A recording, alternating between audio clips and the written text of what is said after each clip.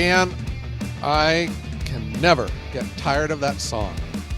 When I hear that song, it's just awesome. Yeah, it is. It's although we've been hearing it quite a bit, and I've kind of thought about, should we look for something different? I don't know. No. I know it's kind of like the tradition now, but we'll see. Yeah. I think when I hear that sound, I think of the Woodhounds. I think of the Woodhounds podcast. Yes, the number one All right. firewood podcast in the world. Yeah. All right. Well, maybe start turning down the volume on it here so I can hear myself think. I mean, I love the song, but I don't love it that much. Okay. Yeah, and maybe I'm just a little, I don't know, hungover, but not from traditional means of being hungover. I've got the Bunyan hangover. You got the Bunyan hangover. Yeah. I was going to ask you if you recall a few episodes back, we were talking about branding your business, and I was talking about the Austrian Airlines and their red outfits, the red shoes and Yes. pants and jackets and hats. I think you could work for Austrian Airlines right now because your skin is as red as their outfits. I know.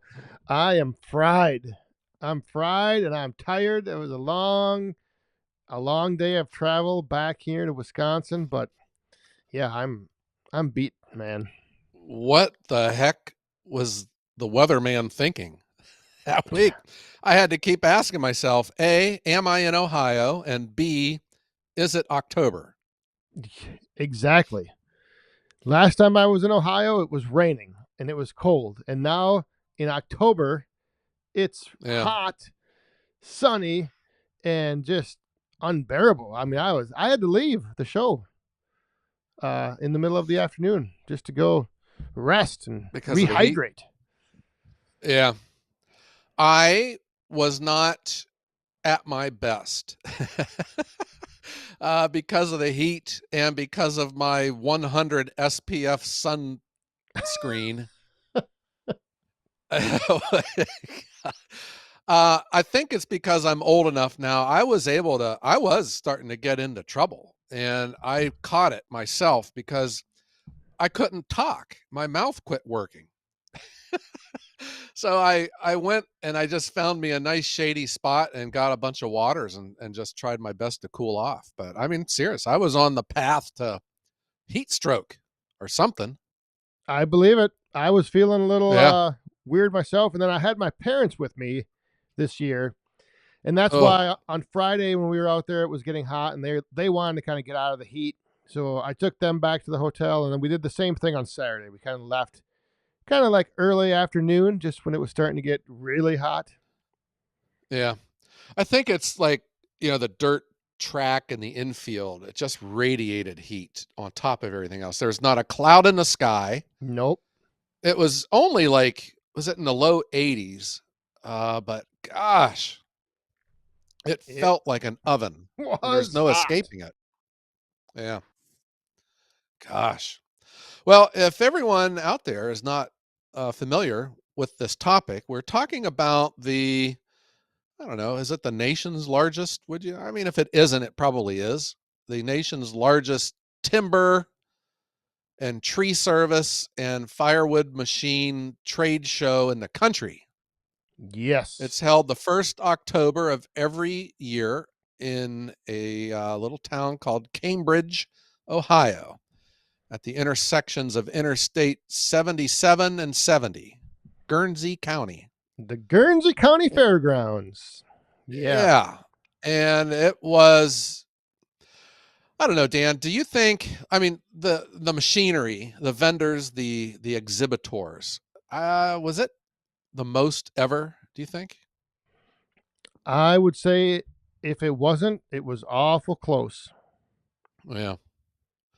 There's just so many machines there. Gosh. Just Easton Made probably brought more machines than you see at an entire trade show.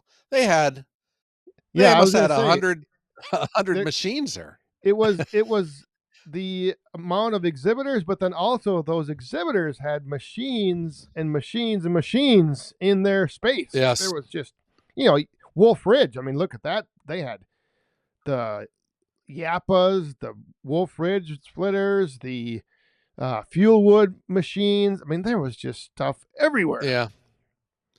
There was that other company. We don't ever see them on YouTube. Uh, it's made in France. The distributor is from Long Island, New York. Rabod. Yes. How do you pronounce that? It's those big yellow and red machines. They had a bunch. Yep. And they had And big those machines. big machines. And they're fun to look Jeez. at. I mean, Oh, big. man. Big as a house big. Yep. Yeah. There were a lot of firewood companies there. A lot. I don't know. It's almost like firewood's like one of the bigger, if not, I don't know. We should have paid attention to that. Like of the most presence of all the industries there, It, firewood's. yeah. I don't It's know. it's. It felt like it was at least 50% of all of the other people that were there. I would agree. And I don't know if I think it's steadily been increasing year over year. And we were talking earlier, and even at the show, I was talking to a few people about this. Like, I wonder what the Paul Bunyan show was like 10 years ago, as far as like log splitters, like Yeah. firewood equipment. Was it as big of a presence? And if it was, I don't think they had nearly the amount of options you have now when it comes to how to process firewood. Oh, heck no. I don't know the first part of that answer, but I would say the second part is there's no way. I mean, the innovation and the competition that we're seeing in our industry, there, I would say 10 years ago, there was not a fast cycle hydraulic splitter like the Ultra or the Wolf Ridge 17RS or the Timber Ox. Nothing like that. The fast ones were the kinetic splitters, but these Yes. hydraulic ones now, they're making them pretty fast. They're getting faster. I would probably imagine like 10 years ago, there was probably a lot of Troy built Yep. 27-ton splitters there with the 14-second cycle time. The big innovation was probably when they went from just a stationary horizontal to be able to flip that horizontal vertically and split on the ground. Like that was probably the big wow. Oh my gosh. Yeah. Can you believe it? Yeah. Well, I remember when I had my Troy built, the big thing then was these tables that you could buy that would hang off the side of the I-beam for Yeah. like an extra workspace, so that your split doesn't fall on the ground so you can resplit it in another 28 seconds. Yeah.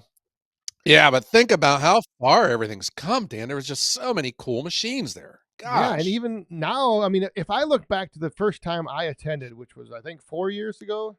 No, maybe yeah, four.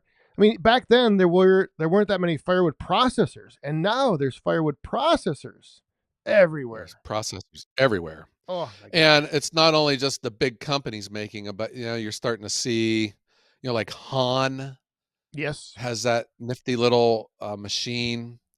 And then like I did, uh, I don't want to change the subject though. I mean, I still want to talk about processors, but I was not feeling that good to do a video. It was just too hot. I had that SPF 100 all over me, and it was all over the screen on my phone, and I couldn't get it cleared off to like even film anything. It looked like I was filming it with a tennis ball or something. But I was trying to do a video on like all of the small processors. I'm starting to see a trend in the industry because we're all drawn to these gigantic processors, and there were a bunch of them there with the big slasher wheels. Like Multitech had a really slick setup there. They had like an X machine off of a chute of their big processor with the big slasher wheel that would still send it, through like a 20-way knife. But it was like the small ones. I'm starting to see a new, if it's not just a trend or another reemergence of these smaller processors, um, like Han, Dyna with their 12, and Timberwolf is now coming out with a smaller, that Yes. LP Timberwolf. Pro, which is pretty slick. I got another story about that on another day. Ooh. And then, of course, Palax was there with that 360, which I thought what I saw in Germany was just awesome.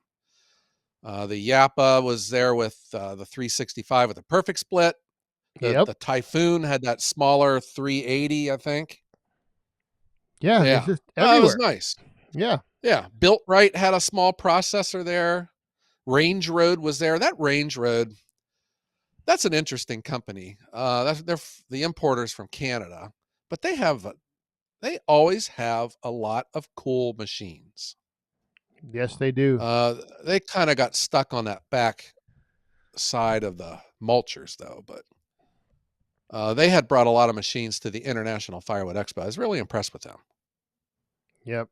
And it was, Yeah, and that's, I mean, I know you just said you don't want to jump around, but I'm going to jump around because I think jump around. that's the only way to kind of cover all the things as they just keep popping into my head here is like it Yeah, seemed that there were more, you had mentioned earlier, like more exhibitors down in the main areas. Last year they had them up on the hill, but it's still, yeah.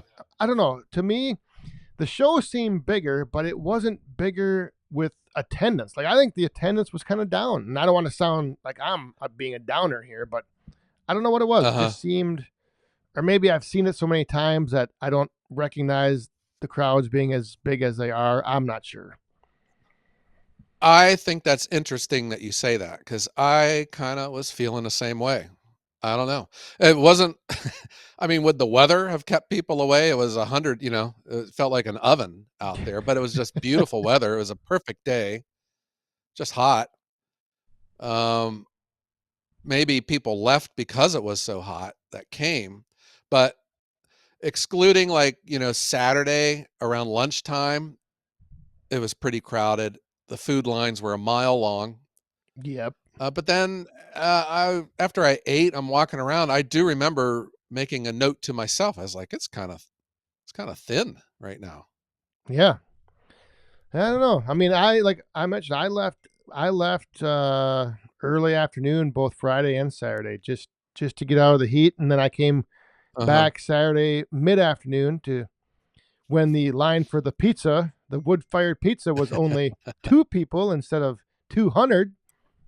Yeah. So, yeah, it was still a good time though. I'm not trying to, like I said, I don't Uh want to huh. dog on it or anything, but yeah, it just seemed kind of No, different. I don't know. I think just general. Let me make some general comments here, and you tell me if you agree.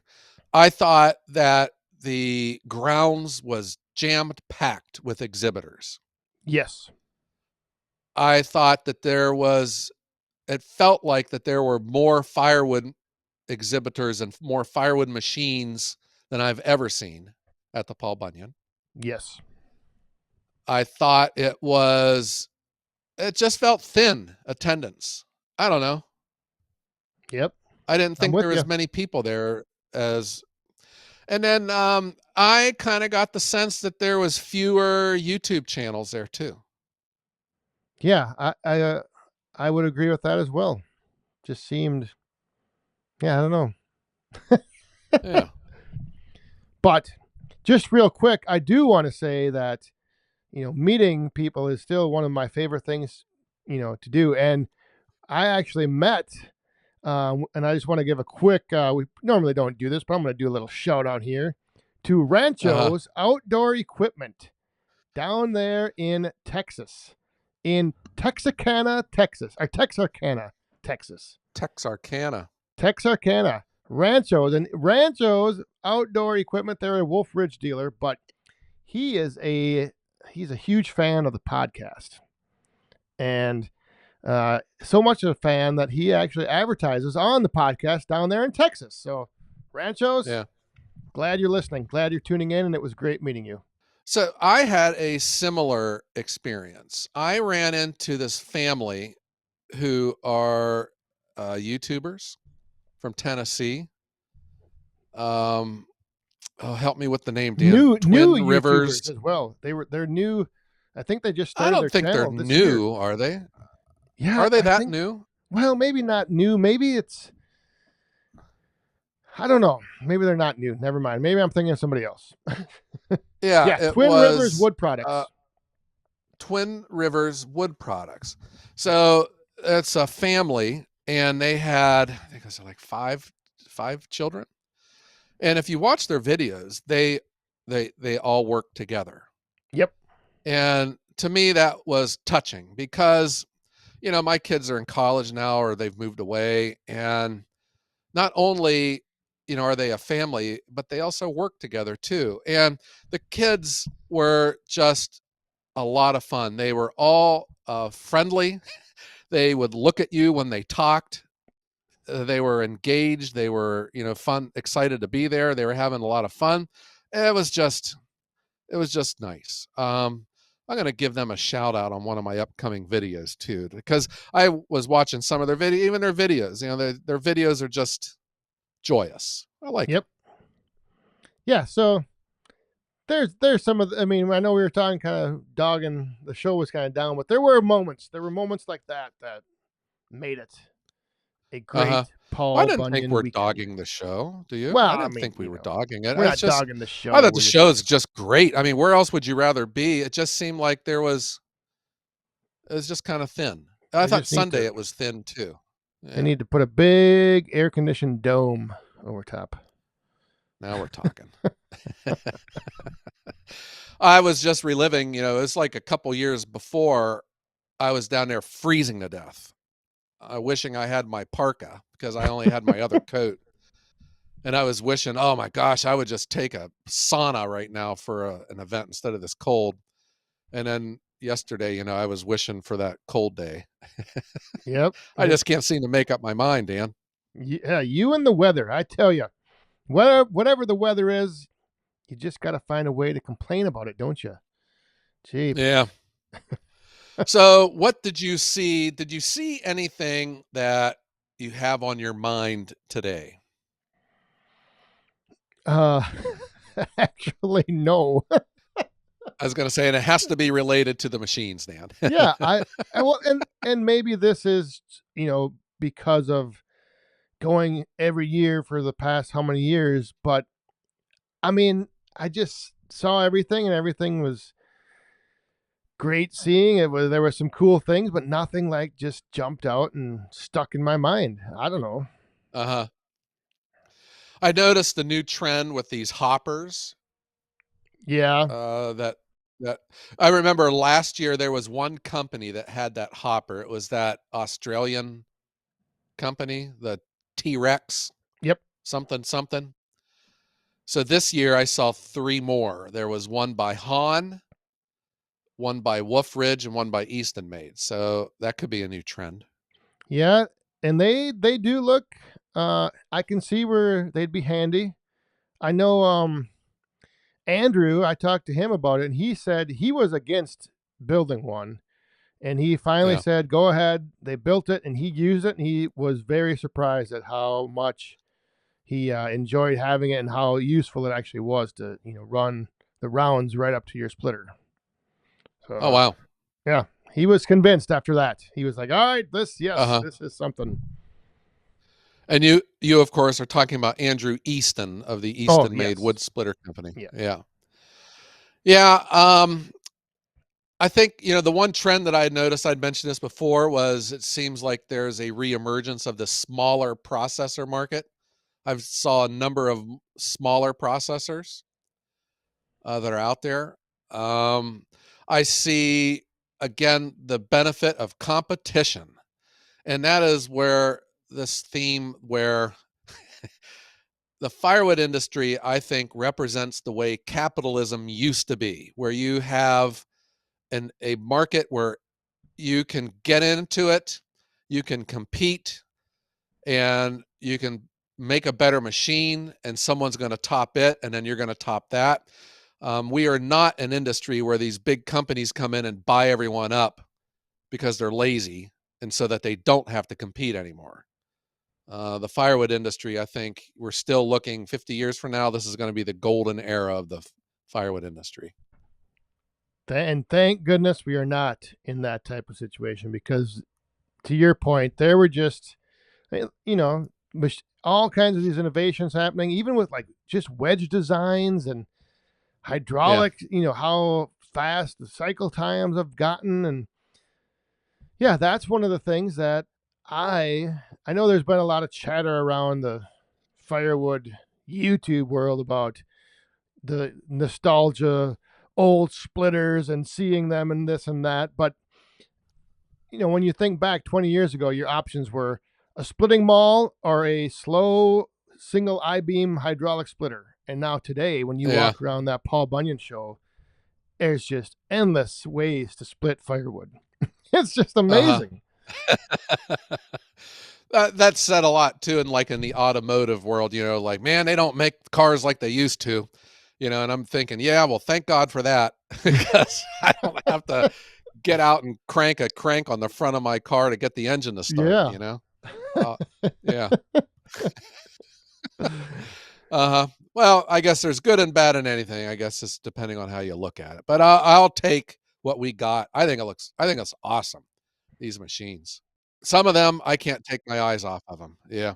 And what's going to I be don't know. next? That's the big thing. And I guess when if you go to the Paul Bunyan show, that's the place to see like what's coming out, what's happening, what's new, Yeah. what is going on in firewood. Yeah. Well, Yeah. the other place to see it is at the International Firewood Expo next There we go. June. Yeah. So there was a lot of people coming up to me about that. And I had some flyers I was passing out. And it seems that everyone's still very interested in it. I did run into one company that didn't come last year, and I gave them, the flyer, and he was kind of I wouldn't say he was a jerk, but he wasn't. I don't know. He could have been having a bad day. So I just excused myself and told him that I hope everything goes well for him this weekend. So maybe we won't be seeing that company. But, yeah, but we will. I'll put out a video on the International Firewood Expo, but um, I think it's nice that the firewood industry has its own trade show. I agree. Yeah. Yeah.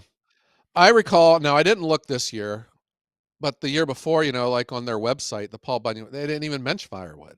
And you see all of these companies down there, these firewood machines, they don't even talk about it on their website. I don't know if that was the case this year. I'd have to look and see. Yeah, it's always what is it? The timber and forestry industry. And I Right. guess firewood can be wrapped into that, but I think firewood Yeah. needs to stand alone because that's getting to be Uh-huh. what that show is all about. Yeah, well, that is the role that firewood plays in the timber industry, is that it helps reclaim forest land because it gives an economic incentive to the timberers, to clean that place up and to bring that wood out because they have a market to sell it to, other than just leaving it laying on the ground. Yeah, that would be no good. Yeah. Yeah. Yeah, I guess what I'm grateful for is that the Paul Bunyan show's just 2 hours from my house, so I don't have to do all that driving like you. Oh man. Uh-huh.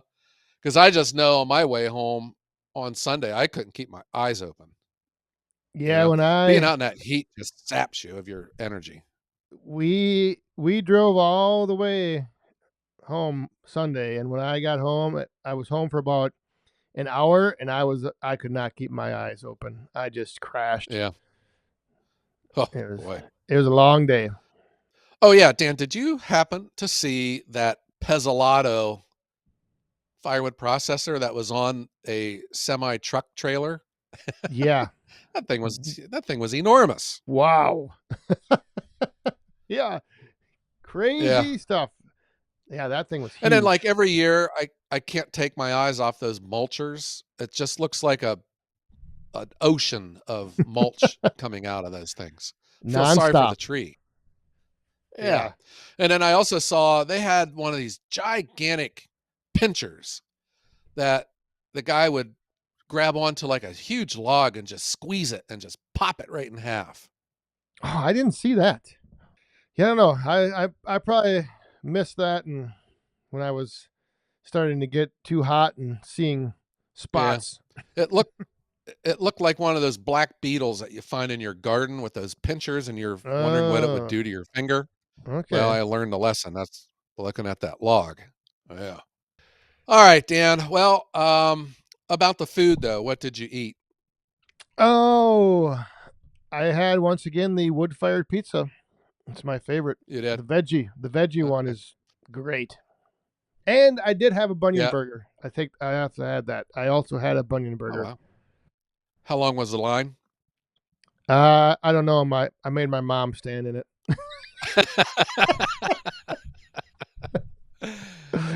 Oh wow. So what did you think of the Bunyan burger? It was good. I mean, nothing. You know, I guess I just kind of my expectations were high just because of the name, and it seemed like it had a pretty big Uh-huh. build up, and it was just a good burger. I mean, it was good and Okay. nothing bad. Yeah. So We got gyros, and it was simply because, well, we were walking along that outer ring past all the food vendors.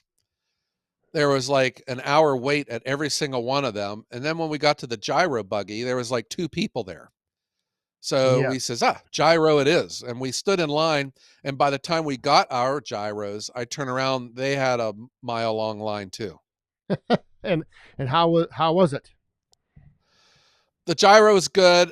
For me, the important part of a gyro is that tzatziki sauce. I just don't want it to be sour cream. It's got to have like that cucumber and garlic Yep. in it. So that was good. It was just kind of on the small side. I think it might hit that. Remember our past episode about shrinkflation? Oh yeah. Yeah, it was kind of small. It was like kind of like a taco, like a soft taco shell size instead of a bigger pita that I'm used to having on a gyro. Hmm. Yeah. Yeah, I would say just the shrinkflation got you. yeah, got me, Yep. got me at the Paul Bunyan show. Yeah. All right, Dan. Well, I'm glad you made it home safely. I am also glad that you didn't faint or lose your way and forget who you were, which almost happened to me. I'm here to tell you that was tough. Yeah. And It was bad. and It not was. yeah. So you're back home, you're back at work, and you're ready to start making small firewood. Ready to start the countdown to next year and whether or not I will be going back to the Paul Bunyan show. So this is the 4th year that you've posed this question, Yeah, and you've returned every single time. Yeah. but it was great seeing you, Joe, and seeing everyone else down there. I mean, that again is one of the things I enjoy, I think, the most when it comes to these types of shows is getting to see everyone again and meeting new people and just having that experience. Yeah. Well, maybe that's what it is about firewood ultimately, though. It's not just about the wood and the machines, but it's about the people that you're hanging out with while you're doing it. Yeah, it is definitely. That's pretty deep.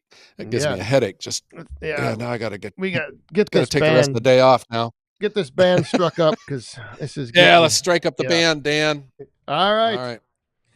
Well, everyone, if you were at the Paul Bunyan show, hopefully you enjoyed it, and hopefully, if we shook hands, if I shook your hand, I probably forgot your name by now, but hope you enjoyed the experience, and hope you enjoyed this episode of the Woodhounds podcast, the number one firewood podcast in the world. Yeah. Yeah, and if you are listening to us, please consider rating us on the streaming service of your choice. And a 5-star rating would be super, super appreciated. So, Dan, let's tell everyone out there to stay out of the Heat. at the Paul Bunyan show, in Ohio, yeah during the month of October. when it's not supposed to be that hot, and have A great day.